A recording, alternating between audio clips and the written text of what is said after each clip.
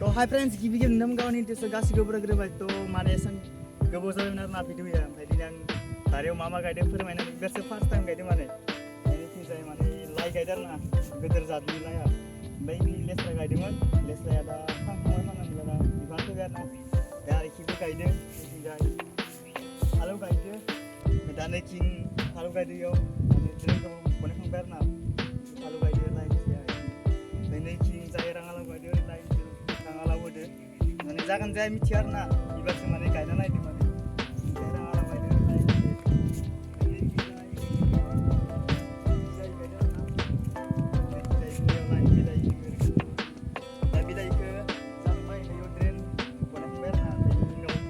नारा खोनागोन